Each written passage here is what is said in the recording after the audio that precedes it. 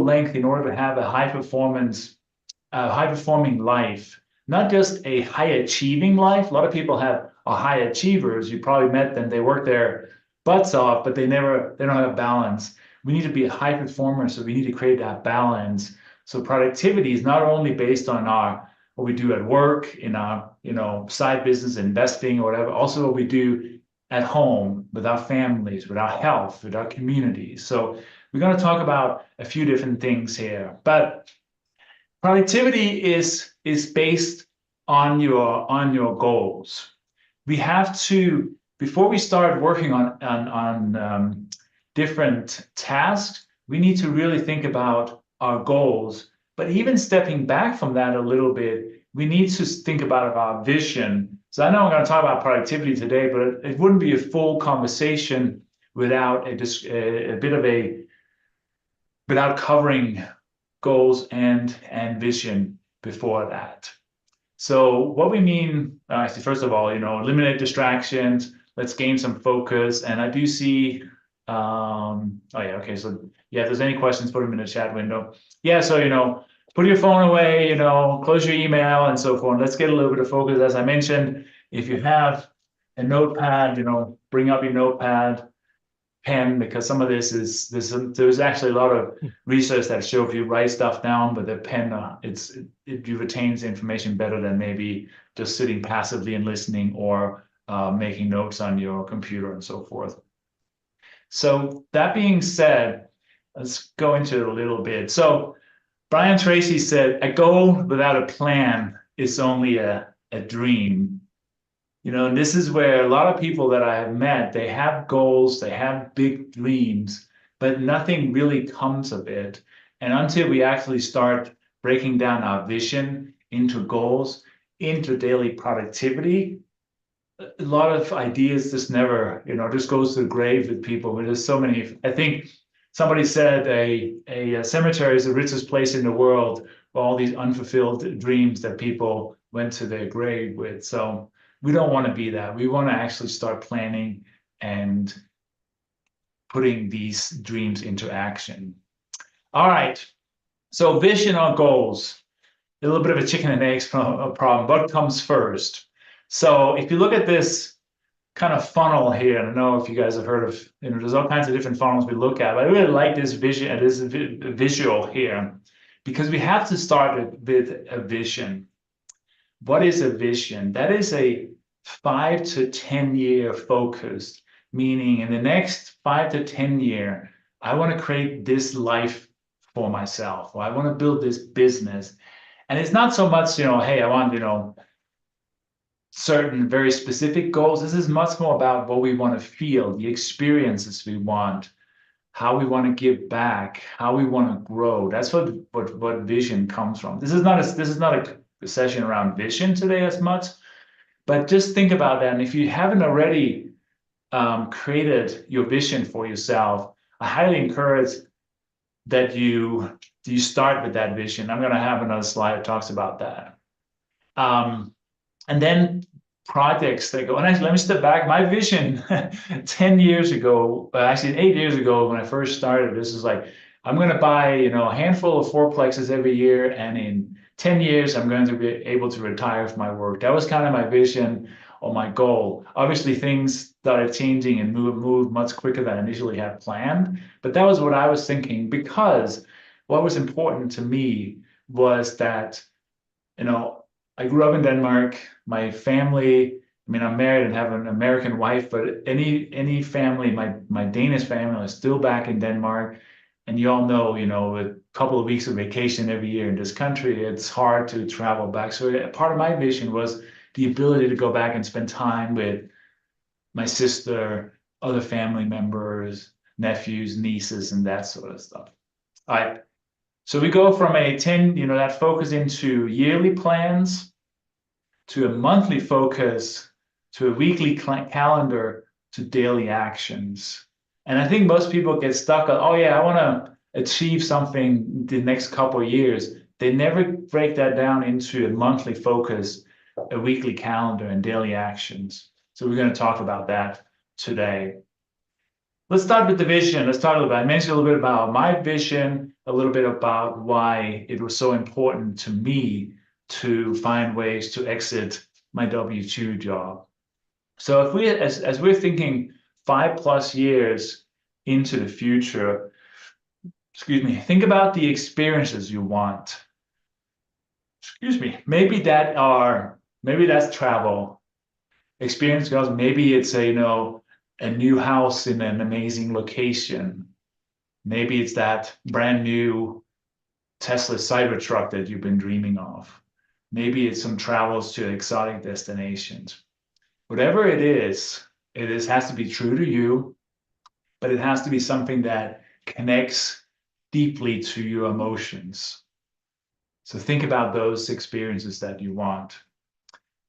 How do you want a need to grow? I think the old saying is, what got you here is not going to get you to where you need to be.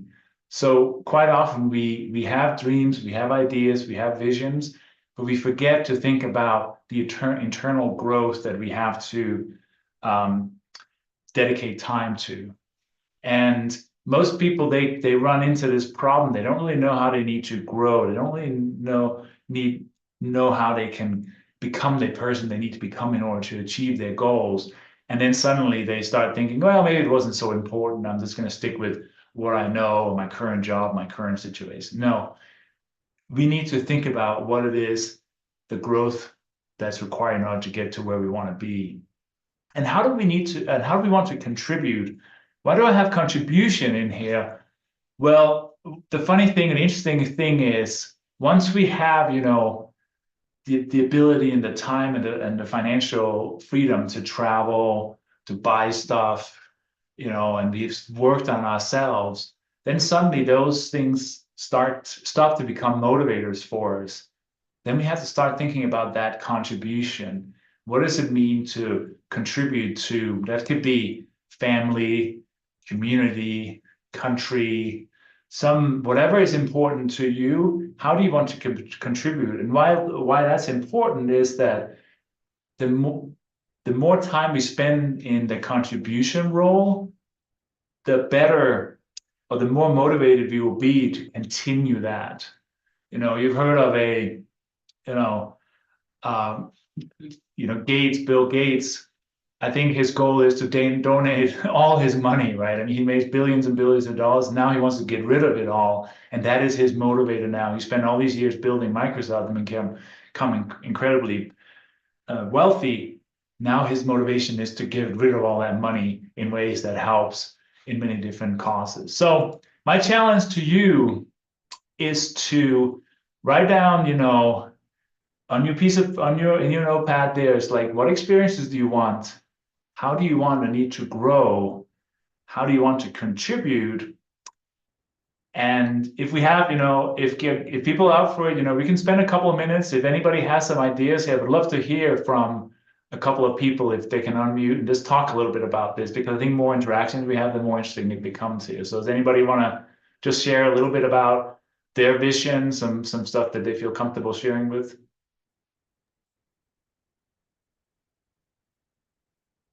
About 4 years ago, one of my goals, and it's kind of still my continuing goal, although it's hard to track, is just to impact 1,000 people to help them take control of their own finances through this club. And I had that down as one of my goals. Um, I know it's hard to measure that, and it's hard to measure what impact is. It might just be getting started, but I've had that on my list for a long time. I love it, Daniel. Why is that important to you? Honestly, it probably goes back to my childhood and the impact my parents had on me. And finance was something we always talked about. And I realized that a lot of people in the world, their lives are very negatively impacted because they don't have a good understanding of finance or how to align finance with their own values or how to live their life and control their finances in a balanced way. There were so many either negative emotions or negative experiences associated with money where it really could be used as a tool to help people live better lives. I mean, congratulations. I mean, most people they don't never learn that stuff, right? And they go through life as It, paycheck to paycheck or whatever it may be, right? and I admit too that the more I travel down the path too, the more I realized there's always another level to understanding, and there's always another level to growth. And then some of my goal became my own growth and my own family's growth, because I felt like I was on a journey and I wanted to continue on it. Love it. Yeah. So you're definitely focusing on that contribution, right? And what you've done is amazing. And doing this every week, that takes a lot of effort and planning and everything else. So congratulations on that. Anybody else that wanna just share real quick, some part of your vision, some stuff, like either experiences or contributions, a way they need to grow, or you want to grow or have to grow?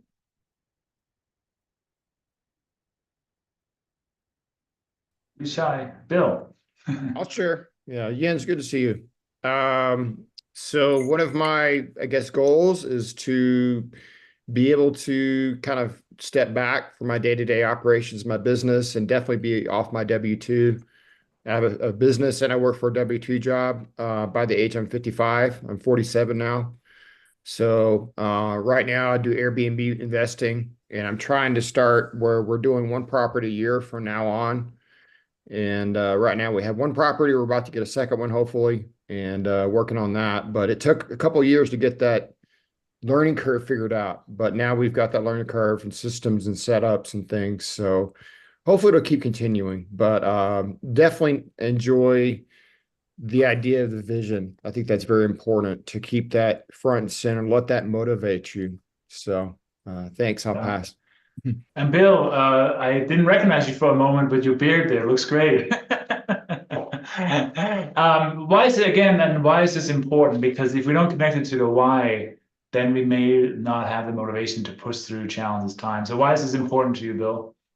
I've got young kids, and probably about 7 years, they're going to be about 9 to 10 years old, and I want to be able to go spend time with them, go camping with them, go travel different countries, go do things. And, if it works out the way I want it to, I'll be able to have passive investing and have my properties managed. And so I have to manage the managers, but other than that, it won't be day-to-day fire and putting out, that kind of thing. So I don't know where that raised hand comes from, but I think Zoom recognizes your hand somehow. Yeah, it's Okay. it's looking at your thumb being up on your shoulder that is right now. weird. Okay. AI, there you go. But yeah, and I've been working a long time, and I'm kind of done with it. So, but I enjoy this, and also I'm in recovery, and I want to contribute a lot to recovery community and that kind of work. So, thank you. Thanks, Bill. Anita, I think you're unmuted. Do you want to share a bit? Sure, since you called me out. So my goal is to start a business. I'm in the process of doing that. I think prior to that, my goal was buying real estate, as most people on this line was. And then I got bored of that. So then I wanted to invest passively. And then I realized, okay, after you do that, it's like you just sit back and kind of wait. And so I got bored. And so then I wanted to leave my job, which I achieved. Not necessarily at 55, but at 59 and a half or 59, I was able to do that. And then start my business, which involves helping entities like military or educational systems find place their tenants when they send them out for either work, or whether they send them out for a contract or for schooling or something like that. So in my job, I used to do supply chain where I would negotiate contracts. So it helps me to negotiate contracts with the hotels for blocks of rooms, and to get the contracts with people like the military, and then place them in, place them where they need to go. So that's been kind of fun. Awesome. Thank you for sharing. Really appreciate that. Sure. All right. I'm going to move on. So we went to this slide, like talking a little about sharing your vision. We did that. Thank you for everybody that did that. So in strategic planning, that's a necessity. We need to break our vision into action. So who has set goals for you in the past, right? And was it your boss, your parents, your spouse, somebody else? And one of the biggest things that I have seen and I've noticed too, if we don't have a clear set of goals and a plan, everybody else's goals and priority becomes your goals and priorities, right? I used to be, and Rainy may, I don't know, connect with this. I would kind of roll into the office in the morning and then start thinking about what am I supposed to do today, right? I start checking my emails, start looking around to figure out what I should work on next. So it'd always be responding to whatever maybe was a quote unquote emergency at that point, or what my boss wanted me to do, or a coworker. So we need to get ahead of everybody else by planning. And this has really probably been one of my biggest challenges, that idea of how do I plan? How do I become productive? Try different things, different fancy journals and all these different tools. Everything works differently for people. And I'll get into it more, but really the most effective way for me is just basically sitting down every morning and going through a planning exercise. It's just as simple as a piece of paper here, breaking down hour by hour what I'm gonna work on. And we'll talk more about that. That has worked really well for me. But the key piece here, if we don't set the time aside to plan, other people's goals become your goals. You will become unproductive, and in the end of the day, running to try to catch up, or whatever that looks like, right? So that's what we're going to talk about. That's the key point, is stay ahead of everybody else by planning a little bit. So here's some areas to consider when planning. And here I'm not talking about a daily planner. I'm talking about your full year. We're going to talk about what a year may look like, even what 5 years may look like, in order to move towards your goals.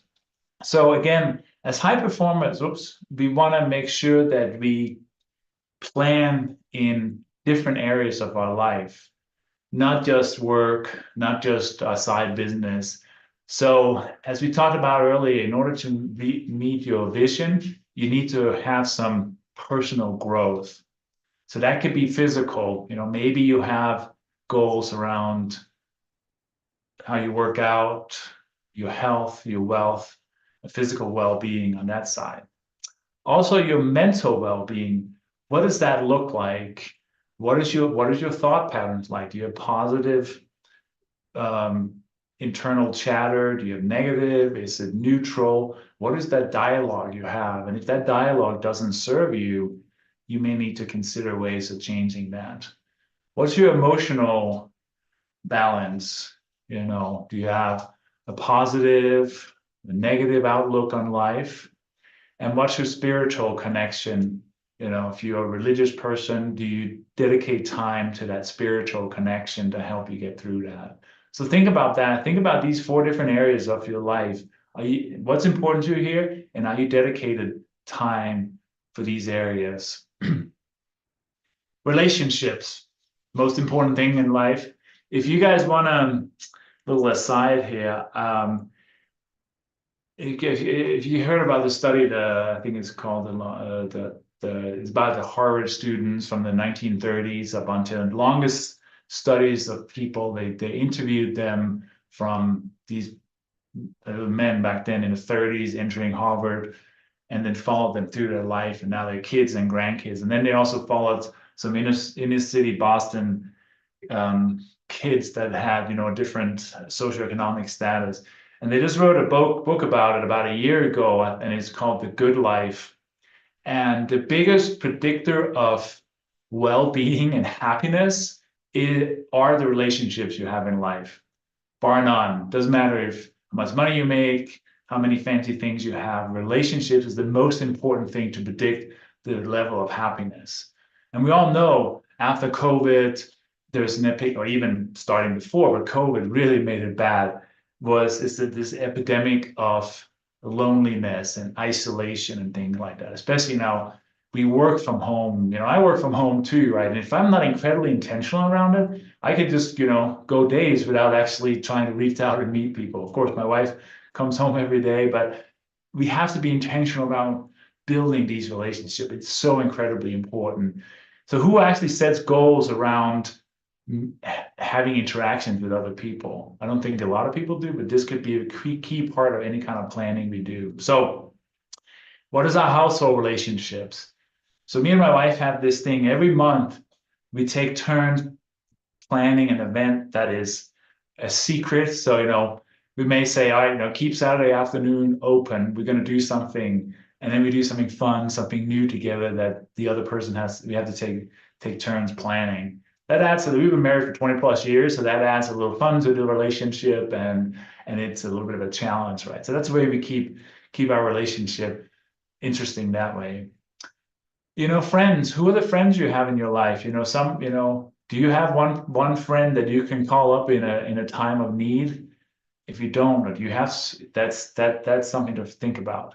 Do you have some friends that you haven't really spoken to for a long time? I know we move around. This is the third state that I have.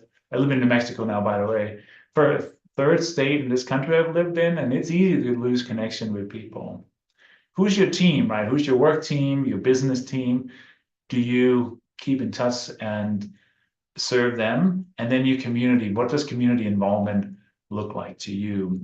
So that also needs to be on your planning.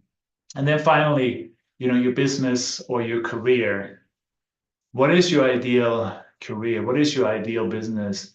Anita said she was able to leave her long-time job to go in and run her own business. What does that look like? How much by when, right? When do you want to retire? I mean, Bill wants to retire in his mid-50s is his goal, right? So I'm sure all you guys have either long-term career goals, business goals, a combination, whatever that is, make sure that you have specific plans around that. And it has to be connected to contribution. Because if it's just, oh, I want to make $1 million, that's great. But if there isn't a deeper meaning behind it, we're going to lose motivation. So make sure you write these things down or take a screenshot of this because those are the areas that needs to be part of our annual plan. The next step you may want to do is then go down and create a 5-year plan based on your vision, right? So in these different areas, right? So let's remember, if we go back here, personal growth, relationship, and business career. If those are the three areas I recommend planning in, make sure you then start writing something down similar to this. Say, what is the personal growth I want to experience this year? What is the big relationship things I want to work on this year? What are the professional growth I want to have this year? So this is actually, I didn't put out, this is my plan, right? I have obviously the 2 years filled in here, and there's some stuff here that probably doesn't make sense to you guys, but this is kind of what I have thought of when I started this plan.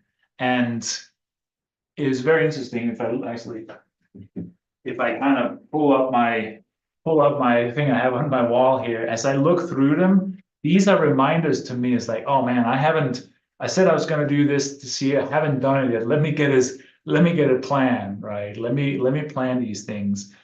So it has really helped me stay on track with my travels, my business growth, all these other things. So create a similar plan for yourself to this, because that's going to be incredibly valuable. So again, I want to set aside maybe just a few minutes I want everybody to write down a couple of goals in these different areas. So in personal growth, in relationships, and business career. Write down, we are halfway through this year, a little over halfway through this year. Just think about some area of your personal growth you want to achieve for the rest of the year, something that's important in your relationship, and something that's important in your business and career. So I'll give you guys just a couple of minutes, just write something down, and we'll have a little bit of a discussion around that. So give everybody a few minutes here.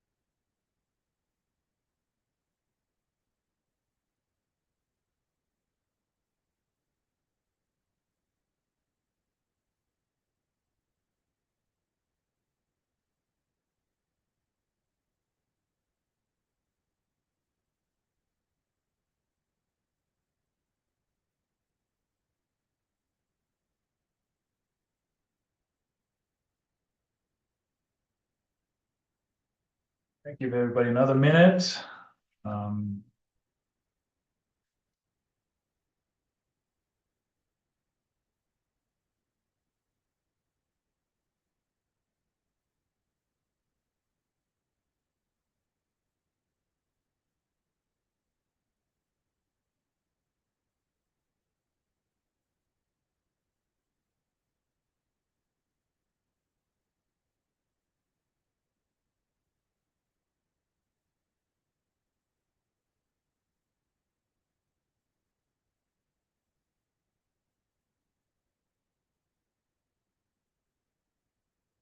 okay, let's share a little bit here. Does somebody who has the courage to just share one personal goal, business goal, connection goal that they have, or relationship goal that they have for the rest of this year? Daniel? Sure.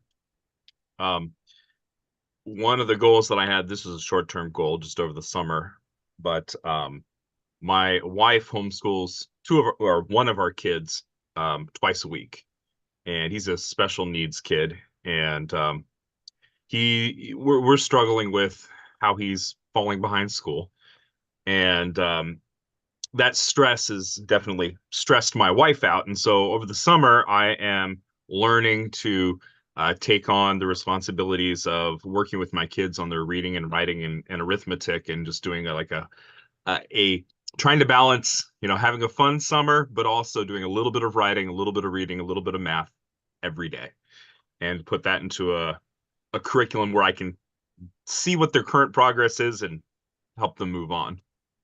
So that's a short-term goal I've had this summer. All right, Daniel. Well, thank you for your vulnerability around that, and that's that's a lot of.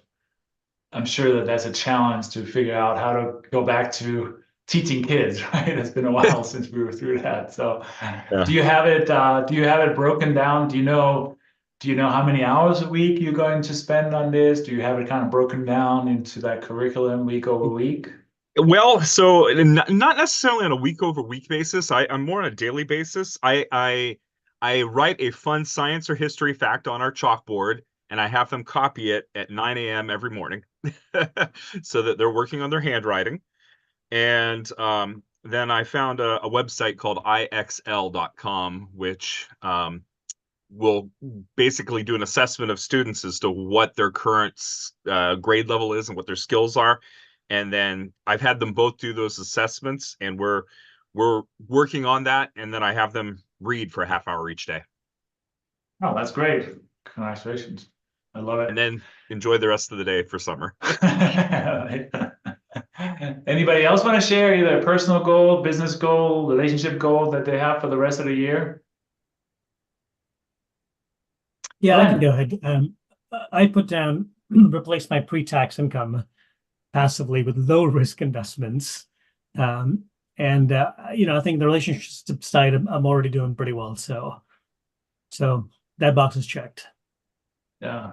So, I mean, that's obviously that's I don't know anything about you or how far you are along in this. Do you feel like you have actionable steps for the next 6 months that's going to get you there? Or is it just more of a dream, or I wish I can get there by the end of the year? Yeah. I mean, it's 2 steps forward, 1 step backward, right? As it is in this business. So I was 3 steps forward, and now I'm a couple steps backward. So that's the way it works. What do you think you need to do in order to maybe get more tactical around it, or break it down into more detail? Is there some ideas you have about getting it from, to making a high chance of success by the end of the year? I think for me, it's finding the right deals, right sponsors, and then not overcommitting to any one sponsor. Right on. So researching sponsors would be one of the next steps for you, or ones you have experience with already, right? Very good. Glenn, did I see you raise your hand too? I did. So I guess for me, 15 years ago, I sat down on a spreadsheet and made my first real formalized, like, how do I get to retirement plan? And just sort of took stock of effectively building um, a net worth, assets and liabilities, and kind of balance sheet it, and then say, okay, here's where I am today. Let's assume some sort of moderate projection, when I was 30, and what happens when I hit 70, and so forth. So I've used that every year, and I have a task at the end of every year and sort of score myself as to where I am versus where I had originally, projected, and I haven't ever touched the original projections, in the extrapolation. So that's been great, and it helps keep me honest and gives me some of my list of what I need to work on for the following year if I need to make adjustments or whatever. My second half topic for this year is that that thing I've been using has been a framework for a conceptual notion of what retirement is, whether that's the FU number for the company or whatever it is, but it doesn't really say how I'm going to spend my time or how I'm going to take my retirement nest egg, and how am I going to, how am I actually going to manage through it? And so that particular topic is something I want to really wrap my arms around.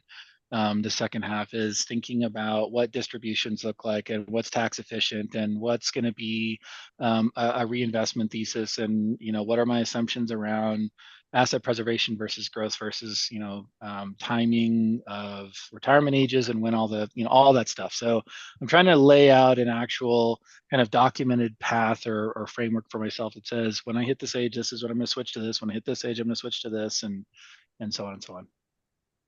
Yeah, so thank you for sharing. So obviously you're somebody who likes to plan and do logical planning, and here's the numbers and stuff.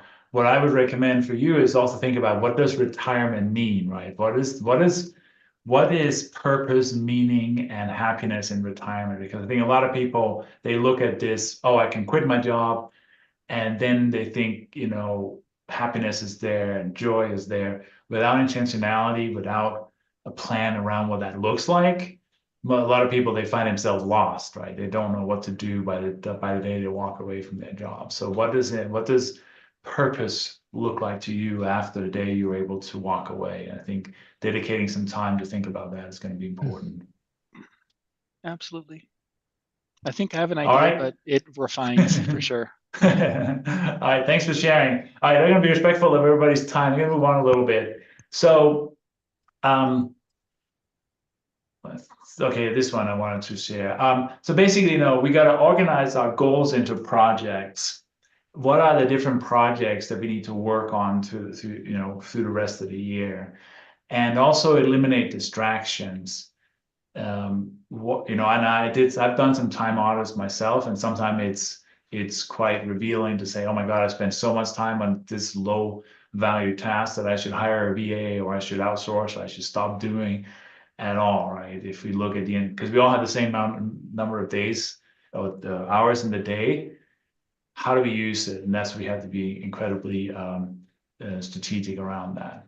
So let's say, so the next thing is break this down into a yearly focus. So what are the different projects that are important to you? So so this is me and my wife, what are the things we want to do through this year? This is the conference I run.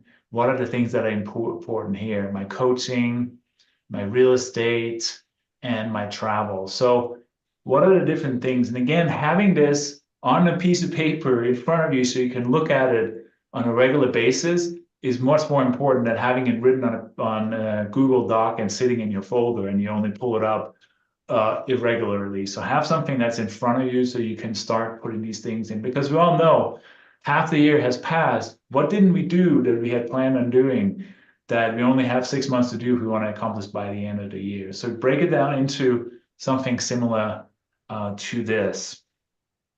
All right. So set a time, every week to work on your goals. As I mentioned, right, between sleeping and health and family and work, suddenly there isn't a lot of time left in the week. So we need to obviously get into breaking it down into goals. And as I mentioned, a couple of things. The one thing I do use, this is kind of just a snapshot of my calendar a few years ago whenever I created this one. So here I have stuff that are blocked into my calendar that I know, hey, working out 3 days a week, right? Anything in yellow, those are my coaching calls. Blue stuff is real estate related meetings. So I already know this is already kind of planned. No, there's nothing there. Now, the next thing I do add then, as I mentioned before, is I actually just go through, and this is funny, this is the thing that worked the best for me. Every morning, even though I have it in my calendar, every morning I will sit down and I will think about what are the 3 things I need to achieve today, no matter what. And I put them on there and I start looking, I add all the things that I already committed to, and I say, okay, what can I add in the times that I have? And the reason why I think that's super important is you probably all got caught in this, right? We have a meeting and done at 10 or whatever.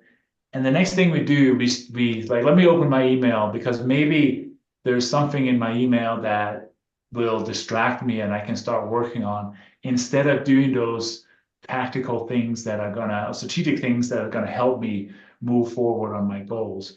So discipline to implement is basically saying, okay, after the 10 o'clock meeting is done, what am I gonna work on next and stick to that? That's on a piece of paper, if it's in a calendar, it doesn't really matter, but make sure that that is the next thing you work on versus letting other people's priorities or requests overtake it, because you probably all found days where you just been stuck in answering email all day long and everybody else's work got done except yours, right? So that's the key thing about planning your day. And then of course, task management, this is just a shot of a Trello I had. But something similar to this, right? What are the different tasks that we need to break down within these different projects? This is a few years old, but just something that I have added to kind of keep track of them. So I don't have endless to-do lists on different pieces of paper. I'm sure you guys all, into technology, I'm sure most of you guys are into technology fields. So you probably use something like this, but sometimes it's just an eye-opening thing to have a tool like this, even for our own projects for ourselves there. So that is, and the last this is my last slide, is we have a few minutes left here. So if anybody is interested in learning more about high performance coaching or want to connect, you can scan this QR code, or you can send me an email or text me, whatever you want to do. I'd love to jump on calls with people and just connect, right? I don't know anything about most of you guys, so it'd be lovely, it'd be great to connect with people and hear more about that. So I'll leave that up for a minute. Since we have a little bit of time left, I'm curious. I'm sorry, Jens, let me say too that not only the people that are on this call currently, but of course we'll put this whole video in our Speakers Hall of Fame. We'll syndicate it out to YouTube and to Rumble. And if you're listening to it on one of those platforms, feel free to get that QR code as well. Yeah. So since this, we have a little bit of time here, I'm curious, what are some of the ways that people on this call have found the best way of actually doing your planning, doing your daily, weekly, monthly scheduling? I can go for that one. I use a piece of software called Todoist, Todoist.com. I mean, it's just a task list manager. The nice thing about it, though, is that it integrates with my Google Calendar. So when I put in my task, do this task by tomorrow at 3 p.m., it'll actually, put a task on my calendar for tomorrow at 3 p.m. And then I can throw a whole bunch of tasks into it. And then I go over to my Google Calendar and I say, oh, okay, this task needs to be up here. And then I can move them around time-wise. And that gets reflected back onto the task list. And I usually spend, 10 minutes in the morning, something like that, kind of brainstorming what do I need to do this week and then today. And then once a quarter, I set up like quarterly plans. That's kind of what I do. I find that on some days I'm better at getting through it than others. A lot of it kind of depends. Unfortunately, sometimes if I'm tired or or emotional or drained or something, it's not as effective. But at least putting things down really helps me see what I need to do. Love that. And I'll add a couple of things, setting aside maybe an hour on Sunday afternoon or Monday morning to plan that week out, right? And think about how you want to feel on Friday. How do you want to feel on Friday? And by that I mean, what are some of the key things that you want to accomplish this week to feel like you won this week? Think about that. You can then break it into, and you can then go further into the monthly and quarterly. Sorry, Daniel. I often usually Monday morning, I'll stop and take a look back at the previous week too and say, like, did I actually accomplish my goals, and how was I effective? How was I not? How could I do it better? And then I'll do that first and then plan the next week. Aram, I think you unmuted yourself. Good to see you. Yeah, What did you good want to, to share? good to see you too. Well, the only thing I was going to say is these are all, thank you for doing this. These are all really good thoughts and ideas and concepts. The thing that helps me a lot is that I've got a business partner, at least in my real estate investing life. And we actually, as we were very deliberate about picking one another before we got into this together, and we did a lot of whole soul searching and stuff together about what makes sense. But what I like about it in the end is it's an accountability partner as much as anything else, right? And so what I will say to anybody, it helped me immensely. And so my advice to anybody that is thinking of, I know we're kind of all, many of us are in the real estate realm or the investing realm, is that it can be a pretty lonely space, right? Outside of calls like this, a lot of times you're just sort of you and a laptop and a cup of coffee. And so I found that having a partner that sees blind spots that I have, I see blind spots he has, we challenge each other's thinking. But then, when we have those checkpoints, our internal kind of meetings, those lists that we make for ourselves, well, I'm accountable because I'm letting him down too. So there's that added pressure, and there's something about that, right, that keeps us honest. So I think that's the thing. Whether you have a business partner or at least an accountability partner, you can have somebody that can be a helpful way to ensure success. Yeah.